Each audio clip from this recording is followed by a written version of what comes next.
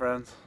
I hope everybody's doing well. Riley and I have spent the better part of a week now in Coconino National Forest. At least I believe that's how it's pronounced.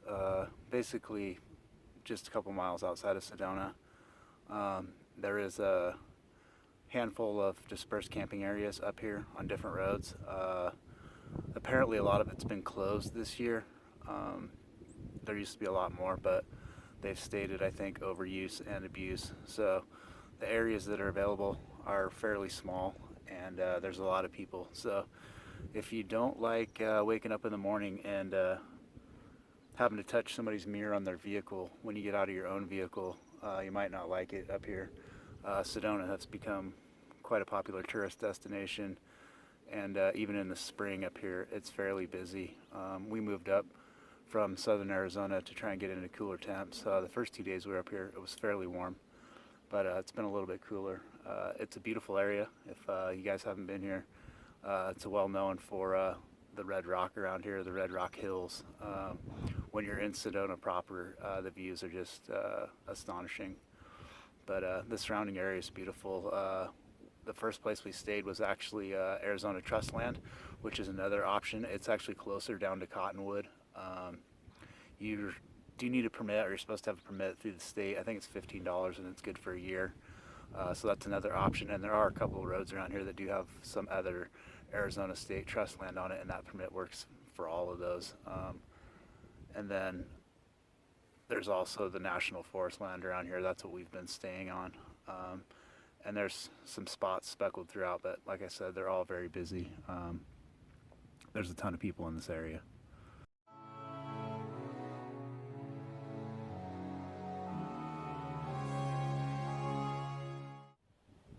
That being said, everybody has been super friendly and chill. That's one thing, being in dispersed camping or nomading.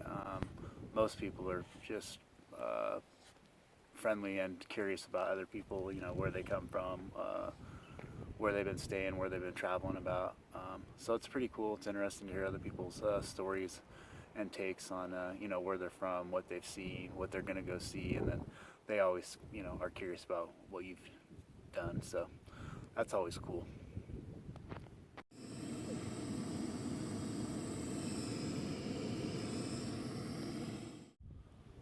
The other fun part about the Arizona State Trust land, at least on one side of the freeways, there's cows roaming around. So that was kind of cool. So we've seen some cows, we've seen some hot air balloons, a little bit of other wildlife around here. But again, the views around here are pretty epic. It's a pretty cool spot to be. But again, that's why there's a ton of people here. It's pretty packed in these places at night. People go out and do their stuff, and then they come back, and after dark it'll be pretty full, and then you wake up in the morning and it'll be really full. But like I said, everybody's been more than friendly and more than cool. There are some other spots that we tried going to up north of here, but they were not open yet. I suspect they open them later in the year. Still some snow on the ground.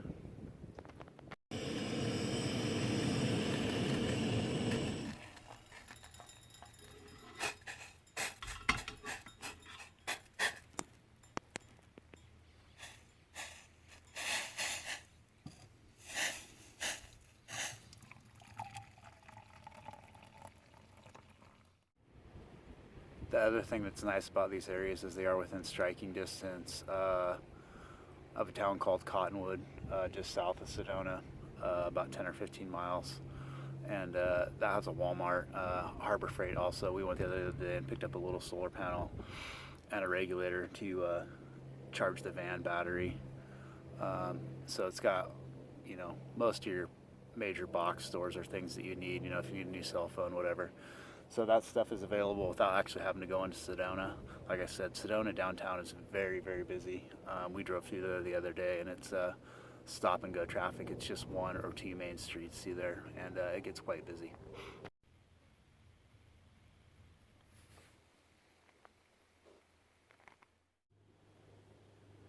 And also, you guys have probably noticed I finally cut my hair.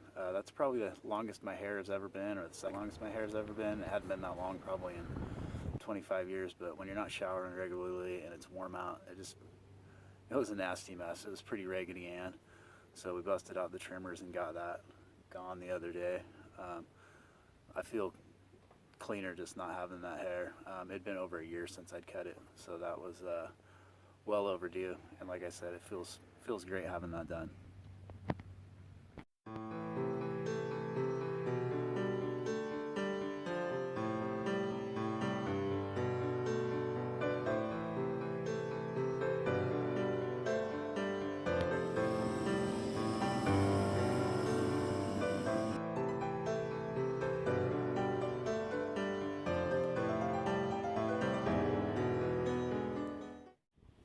Anyway, if you guys are interested in coming out to Sedona or Coconino National Forest, probably do it early in the year or late in the year. I suspect these places are just going to get busier as the months go on, especially summertime, as kids are out of school and such. People are just going to become more active in these parts. And like I said, being April right now, it's pretty busy.